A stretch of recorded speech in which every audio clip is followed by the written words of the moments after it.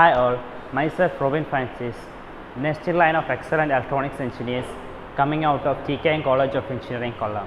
Today we will be demonstrating a class on 3-bit asynchronous counter. In digital logic and computing, a counter is a digital device which is used to count the number of occurrence or frequency of an event with respect to a clock. A counter is usually made up of a number of flip-flops which is cascaded. Usually, the counters can be broadly classified into two: synchronous counter and asynchronous counter. A synchronous counter is a counter in which all the flip-flops are the same clock, or it can be said that all the flip-flops are triggered simultaneously or synchronously. An asynchronous counter is a counter in which all the flip-flops are not triggered continuously or is asynchronously triggered. Asynchronous counters are also known as ripple carry counters.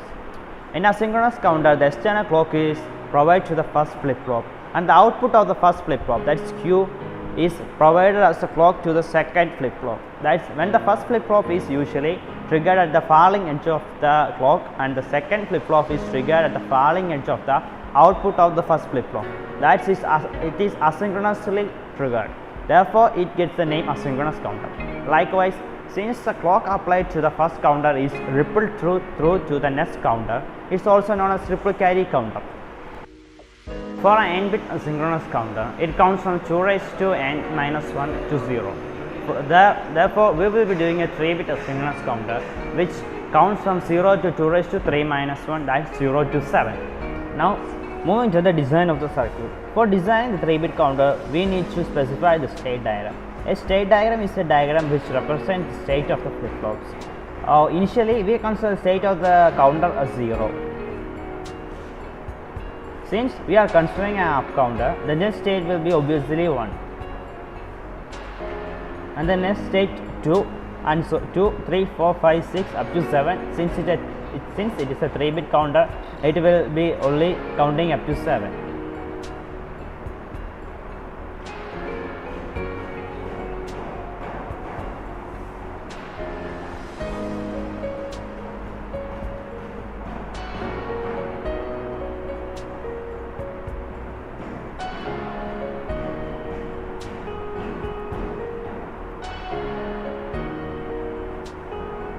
Once the state reaches 7, it is again reset to 0.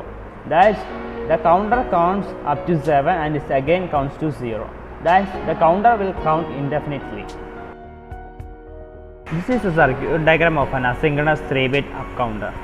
Here we are using the JK flip-flop. Here the JK flip-flop is connected in the toggle mode. That's the J and K are shorted to high value, that's 1. We can also see that here we are using negative triggered JK flip-flop here. Since it is a 3-bit counter, we are using 3 JK flip-flops, 1, 2, 3. And hence, since this is an asynchronous counter, the output of the first flip-flop, that is Q0, is fed as the clock of the second and flip-flop, and likewise the output of the second flip-flop Q1 is fed as the clock of the third flip-flop. And here we can see that the outputs Q0, Q1, Q2. Here Q0 represents the LSB of the counter and Q2 represents the MSB.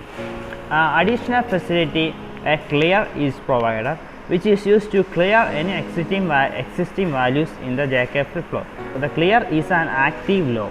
That's when the clear is set to 0, it will clear the values in the flip-flop. Here we have the circuit diagram of asynchronous counter assembled on a breadboard. Here we use 2 IC7473, which is JK flip-flop. Here 1, 2. A single IC7473 consists of 2 JK flip-flops, lower one and higher one. And here the lower one of the first IC represents the LSB of the circuit, and the middle bit and the MSB. The MSB is represented by the lower half of the second IC.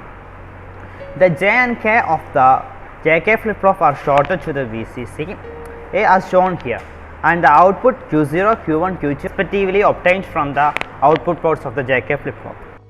On to the working of the counter, first provide the VCC to the +5 volt in the trainer kit, and now turn on the power.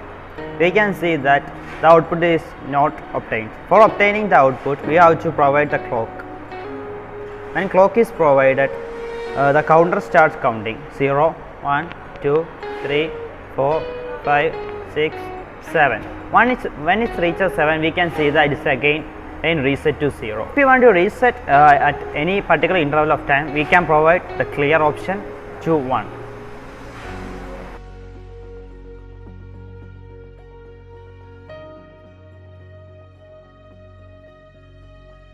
Here we have the timing diagram. Here this rectangular clock bus represents the clock Q0, Q1, Q2, where Q0 is LSB, middle bit MSB. As said earlier, this is a negative edge triggered flip-flop. That is, when the clock reaches a negative edge, the Q0 is triggered. Therefore, the frequency of clock is reduced to half for the frequency of Q0. Now, for the clock of Q1, the Q0's falling edge is taken as triggering edge. Therefore, the frequency of Q1 is also halved. Likewise for Q2. Now we can see that for the first state here, Q2 is 0, Q1 is 0 and Q0 is 0. Therefore, this represents 0, 0, 0. For the next one here, Q2 0, Q1 0 and Q2 1, that is 0, 0, 1. Likewise for 2, 0, 1, 0, 0, 1, 1, 1, 0, 0, 1, 0, 1, 1, 1, 0, 1, 1, 1. On reaching 7, it is again triggered to 0. It's 0, 0, 0. Now this represents the timing diagram. On verifying this, we can see that the main application of this can be used for a frequency divider. That's the output of Q2 is just 1 by 8 the frequency of the clock. I hope you found this section useful, and I wish you a dashing life in front of you. Thank you.